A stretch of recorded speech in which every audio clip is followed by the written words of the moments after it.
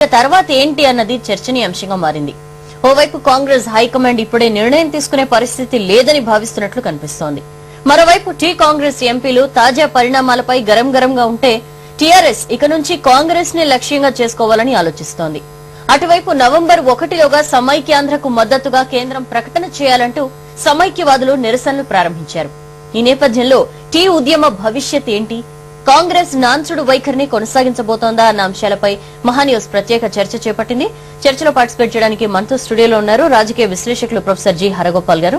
నమస్కారం హరగోపాల్ గారు. అలాగే మనతో లైవ్ లో చర్చలో పార్టిసిపేట్ చేస్తున్నారు విశాలాంధ్ర మహాసభ నిర్వాహకులు పరకాల ప్రభాకర్ గారు. నమస్కారం ప్రభాకర్ గారు. నమస్కారం. హరగోపాల్ గారు, ముందుగా మీరు చెప్పండి, నెల రోజులు దాటిపోయింది సకల జనుల సమ్మె స్టార్ట్ అయ్యి, అండ్ ఆర్టీసీ, సింగరేణి లాంటి ప్రతిష్టాత్మక సంస్థలు అన్ని కూడా పాల్గొనడం జరిగింది. ఇప్పుడు ఒకటొకటిగా సమ్మె నుంచి విరామం ఇస్తున్నట్లు కూడా ఇవి ప్రకటిస్తూ వస్తున్నాయి. అయినా కూడా ఇక్కడ పరిణామాలు ఇంత వేగంగా జరుగుతున్నాయి, ఇక్కడ లైఫ్ మొత్తం ఇంత డిస్టర్బ్డ్ గా ఉన్నా కూడా కేంద్రం ఎలాంటి, రాష్ట్ర ప్రభుత్వం అయితే ముందు నుంచే లైట్ తీసుకుంటోంది, కేంద్ర ప్రభుత్వం నుంచి కూడా ఎలాంటి రియాక్షన్ రాలేదు. ఎక్స్పెక్ట్ చేసినట్లుగా ఒక ప్రకటన కూడా, కనీసం ఏదో ఒకటి చేస్తామనే ప్రకటన కూడా రాలేదు. అంటే ఎలా చూడాలి జరుగుతున్న పరిణామాల్ని? ఎందుకని కేంద్రం ఇంత చాలా ఈజీగా ఎందుకు తీసుకున్నట్లు? అంటే ఒకటి, గత 60 ఏళ్లుగా బహుశా స్వాతంత్రం వచ్చినప్పటి నుంచి కూడా ప్రజాస్వామ్య ఉద్యమాలకి, శాంతియుత ఉద్యమాలకి స్పందించి ఒక నిర్దిష్టమైన నిర్ణయం తీసుకున్నటువంటి దాఖలాలు చాలా తక్కువ. ఎందుకో భారత రాజ్య వ్యవస్థ, వాళ్లకు అర్థమయ్యే భాష ఎక్కడో ఈ బల ప్రయోగము, తర్వాత హింస, తర్వాత ప్రాణ నష్టము అనేవే, లేదా తుపాకీ పట్టుకున్న వాళ్ళ భాష అర్థమైనట్లుగా కోట్లాది మంది ప్రజలు పాల్గొంటున్న ఉద్యమానికి స్పందించేటువంటి లక్షణాన్ని భారత రాజ్య స్వభావంలోనే అది లేదు అనేది ఒకటి మనకు చాలా స్పష్టంగా కనిపిస్తున్నది. అట్లని ఈ ఉద్యమాలు చేయడము, మరి చేస్తే ఏమిటి ప్రయోజనము అనే ప్రశ్న కూడా ఈరోజు తెలంగాణ ప్రజల ముందు ఉంది. నాకు తెలిసినంత వరకు ఇంత పెద్ద సంఖ్యలో ప్రజలు పాల్గొంటున్న ఉద్యమాన్ని నేను ఇంతవరకు చూడలేదు. 68, 69లో కూడా ఉద్యమాలు జరిగాయి, కానీ ఆ ఉద్యమానికి ఈ ఉద్యమానికి చాలా చాలా తేడా ఉంది, గుణాత్మకమైన తేడా ఉంది.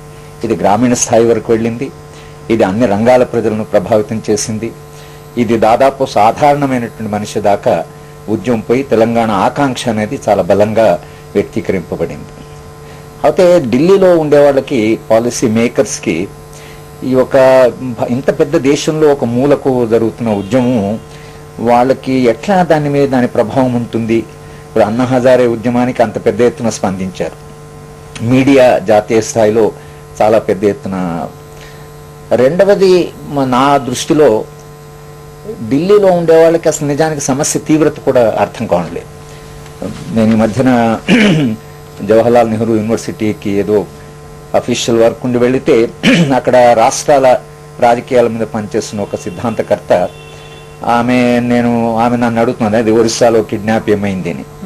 నేను నన్ను ఒరిస్సా కిడ్నాప్ గురించి అడుగుతున్నారు, తెలంగాణ గురించి అడగలేదు, ఏమవుతున్నది తెలంగాణలోనే అడుగుతున్నారు. ఆమె రాజకీయ శాస్త్రవేత్త.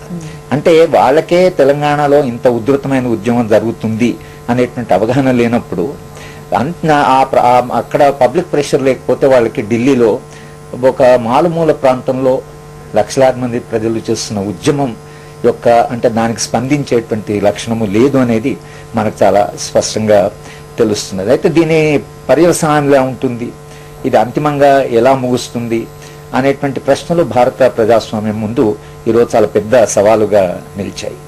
ఇది ఎవరో చేస్తున్నారు, కొద్దిమంది చేస్తున్నారని చాలా మంది ముందు అనుకున్నారు, కానీ ఇప్పుడు ఉద్యమం ఆ స్థాయి దాటి చాలా పెద్ద స్థాయిలో ఉద్యమము జరుగుతుంది.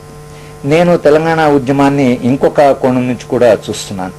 తెలంగాణ ఇప్పుడే ఏర్పడుతుందా లేదా, రేపే తెలంగాణ వస్తుందా లేదా అనే రకంగా నేను చూడడం లేదు. తెలంగాణ ఉద్యమాన్ని మొత్తము ప్రపంచంలో వస్తున్న మార్పులో భాగంగా చూస్తున్నాం. అంటే 1960 దశాబ్దంలో ప్రపంచవ్యాప్తంగా వచ్చినటువంటి మార్పులు, ప్రపంచవ్యాప్తంగా వచ్చిన అసంతృప్తి, ఆ సందర్భంలో కూడా తెలంగాణ ప్రజలు ఉద్యమాలు చేశారు. 60లో చైనాలో సాంస్కృతిక విప్లవం వచ్చింది, అమెరికాలో యువత మొత్తం అమెరికన్ రాజ్యాన్ని ప్రశ్నించిన ఒక సందర్భం వచ్చింది. నామ్ చామ్స్కీ లాంటి వాళ్ళు వియట్నాంలో జరుగుతున్న యుద్ధానికి వ్యతిరేకంగా పోరాటం చేశారు. ప్రపంచవ్యాప్తంగా ఇక్కడ నక్సల్బరీ ఉద్యమం వచ్చింది, అలాగే తెలంగాణ ఉద్యమం వచ్చింది. ఇప్పుడు మళ్ళీ మీరు వాల్ స్ట్రీట్కి వ్యతిరేకంగా రాజకీయాలు ఆర్థిక ప్రయోజనాలు కలిసి పాలన ఉండకూడదు, ఆర్థిక వ్యవస్థను ఉపయోగించి లాభాలు చేసుకునేటువంటి ఒక సంస్కృతికి వ్యతిరేకంగా 76 దేశాల్లో ఉద్యమాలు జరుగుతున్నాయి. ఈజిప్ట్ దగ్గర నుంచి మొత్తం ప్రపంచంలో సమాజం మారాలి, ఈ వ్యవస్థ మారాలి అనే ఉద్యమాలు జరుగుతున్నాయి. బహుశా ఎందుకు ఆ ప్రపంచంలో 1960లో ఎట్లయితే తెలంగాణ ప్రజలు స్పందించారో ఇప్పుడు కూడా ఆ స్పందన అదే సందర్భంలో జరగడం కూడా యాదృచ్ఛికమని నేను అనుకోలేదు. కనుక ప్రపంచంలో వస్తున్నటువంటి మార్పుల్లో భాగంగా తెలంగాణ ప్రజలకు ఉండే పోరాట స్ఫూర్తి, వీళ్ళకు ఉండేటువంటి సుదీర్ఘమైన చరిత్ర ఏదైతుందో ఎక్కడో అంటే ఈ గడ్డలో ఆ పోరాట చరిత్ర ఉంది కాబట్టి ఎక్కడో స్పందన అనేది సమాజంలో ఒక అడుగు ముందుకుంది. ఈ స్పందన ఒక అడుగు ముందుకుంది. ఈ ప్రాసెస్ను చూస్తే ఇంత సంఘటితంగా ప్రజలు పోరాటం చేయగలరు అనేటువంటి అనుభవమే చాలా గొప్పది. ప్రజాస్వామ్యంలో అనుకున్న లక్ష్యాన్ని సాధించడం, ఎందుకంటే సమాజం నిరంతరంగా మారుతుంటుంది. తెలంగాణ అనేది ఒక దశ మాత్రమే, ఒక మైలురాయి మాత్రమే. కానీ తెలంగాణ వచ్చినంత మాత్రాన మొత్తంగా సమాజం మారుతుంది. కానీ తెలంగాణ కొరకు జరుగుతున్న పోరాటం నుంచి వచ్చే అనుభవం ప్రజలు సంఘటితంగా పోరాటం చేయగలము అనేటువంటి సంఘటిత శక్తి ఏదైతుందో నూతన ఆర్థిక విధానం వచ్చిన తర్వాత అది మొత్తంగా నిర్వీర్యం అయిపోయింది. ప్రపంచంలో ఉద్యమాలు లేకుండా పోయాయి, ట్రేడ్ యూనియన్ ఉద్యమాలు లేవు, ఉద్యోగస్తుల ఉద్యమాలు లేవు. అలాంటి సందర్భంలో ఇన్ని రంగాల నుంచి ఇన్ని సకల జనులు ఒక సమ్మెలో పాల్గొని సంఘటితంగా మనం ఒక పోరాటం చేయగలము అనేటువంటి అనుభవం ఏదైతుందో బహుశా అది నా దృష్టిలో తెలంగాణ ప్రజలు సాధించినటువంటి ఘన విజయం. ఇది ఈ ప్రయోజనం ఇది ఏదైతే సాధించారో ఇది చాలా కాలము నిలిచుంటుంది. ఈ చైతన్యం ద్వారా తెలంగాణ ప్రజల సమస్యల అంటే వాళ్ళ స్పందన ఏదైతుందో భవిష్యత్తులో కూడా ఒక ప్రజాస్వామ్య స్పందన రావడానికి ఒక అవకాశం ఏర్పడింది అనేటువంటి ఆనందం కూడా నాలాంటి వాళ్ళకు ఉంది. రేపు తెలంగాణ వస్తుందా రాదా, ఉద్యమం ఏమవుతుంది అనేది తెలంగాణ వస్తే చాలా సంతోషపడేవాళ్ళు నేను కొనొకండి.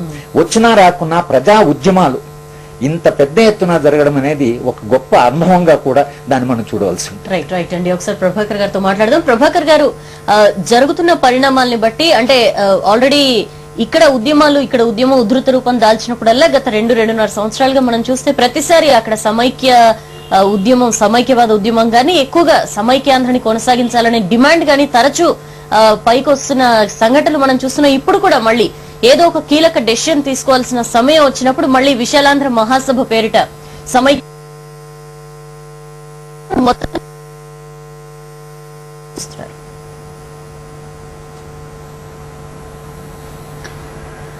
హరగోపాల్ గారు చెప్పినటువంటి విషయాన్ని ఒకసారి పరిశీలిద్దామా. మీరు చెప్పినటువంటి ప్రశ్న, దాంట్లో ఇమిడి ఉన్నటువంటి ప్రశ్న, వారి దృష్టికోణానికి నా దృష్టికోణానికి తేడా ఉంది. అంటే ఉద్యమాలు జరుగుతున్నాయి, ఉద్యమాలు శాంతియుతంగా జరిగితే ఢిల్లీ పెద్దలు పెద్దగా పట్టించుకోరేమో అనేటువంటి మాట వారు అన్నారు. చాలా విషయాల్లో అది నిజం కావచ్చు. అయితే ఇవాళ ఇక్కడ జరుగుతున్నటువంటి రాష్ట్రాన్ని విభజించాలి అని జరుగుతున్నటువంటి ఒక ఆందోళన, ఉద్యమం అని అనొచ్చా లేదా అనేది వేరే విషయం, కానీ ఇది ఒక ఆందోళన జరుగుతోంది, ఒక అలజడి జరుగుతోంది. ఈ అలజడి ఎంత బలంగా ఉంది అనేటువంటిది ప్రశ్నార్థకం. కలిసి ఉండాలి అనేటటువంటి ఆకాంక్ష చాలా బలంగా ఉంది. ఇందులో ఇంకొక రకమైనటువంటి సూత్రీకరణ ఏమిటంటే, హరగోపాల్ గారు కానీ మరొకరు కానీ బహుశా చిన్న పొరపాటు ఏముంటుందంటే, తెలంగాణలో నైజాం ప్రాంతంలో ఉన్నటువంటి వారందరూ కూడా విభజన కోరుకుంటున్నారు, మిగతా చోట్ల ఉన్న వారందరూ కూడా సమైక్యత కోరుకుంటున్నారు అనేటువంటిది అలాగా అది ఒక నానుడిలా వచ్చేసింది. అందుకే అది వాస్తవం కాదు. తెలంగాణ నైజాం ప్రాంతంలో చాలా మంది, లక్షలాది మంది రాష్ట్రం కలిసి ఉండాలి అని అనుకుంటున్నారు.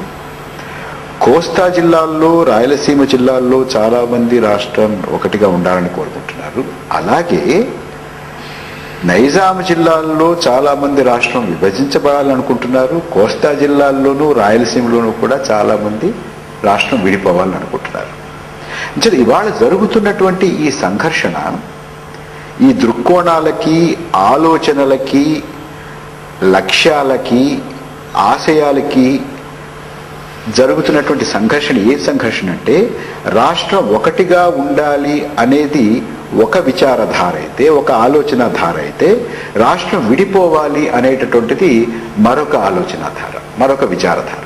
ఈ రెండిటికీ మధ్య జరుగుతున్నటువంటి ఇది దాన్ని ప్రాంతానికి కుదించి ఈ ప్రాంతం అంతా ఇలా అనుకుంటున్నారు, ఆ ప్రాంతం అంతా అలా అనుకుంటున్నారు అనేది మెథడలాజికల్ గా, ఆయన పొలిటికల్ సైన్స్ ప్రొఫెసర్, చాలా పెద్దవారు, నాకన్నా చాలా పెద్దవారు, బాగా చదువుకున్నవారు. అయితే నాకు తెలిసినటువంటి దాంట్లో మెథడలాజికల్ గా there is a ఫ్లా in that.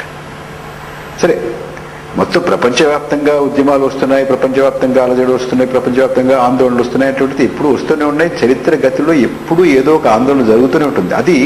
అది మనం ఎప్పుడు బయట చెప్తాము, ఎప్పుడు చెప్పము, ఎప్పుడు మనసులో ఉంచుకుంటాము, ఎప్పుడు అంటాము, తర్వాత ఎవరు దాన్ని బాగా షార్ప్గా ఆర్టికులేట్ చేస్తారు, ఎవరు షార్ప్గా ఆర్టికులేట్ చేయరు అనేటువంటిది రకరకాలుగా దశల మీద, ఉన్నటువంటి నేపథ్యం మీద, అన్నిటి మీద ఆధారపడి ఉంటుంది. అయితే ఇవాళ కేవలం వేర్పాటువాదం గురించి జరుగుతున్నటువంటి అలజడి మాత్రమే జరుగుతోంది అనేటటువంటి సూత్రీకరణ మాత్రం దోషపూరితమైనటువంటిది అనేది నా అభిప్రాయం. రైట్, పరకాల గారు, విల్ కమ్ బ్యాక్ టు అండి. చిన్న బ్రేక్ తీసుకుందాం. బ్రేక్ తర్వాత వాట్ నెక్స్ట్? ఇప్పటికే ఒక్కొక్కటిగా అన్ని అస్త్రాల్ని ప్రయోగిస్తున్నారు టీ ఉద్యమంలో భాగంగా. నెక్స్ట్ ఏం అస్త్రాలు మిగిలి ఉన్నాయి, ఏం చేయబోతున్నారు? అలాగే ఇవాల్టి టీ కాంగ్రెస్ స్టీరింగ్ కమిటీ సమావేశంలో ఒక ముఖ్యమైన నిర్ణయం తీసుకున్నాం అని చెప్పి కూడా నాయకులు చెప్తున్నారు. అయితే టైం వచ్చినప్పుడు వెల్లడిస్తామని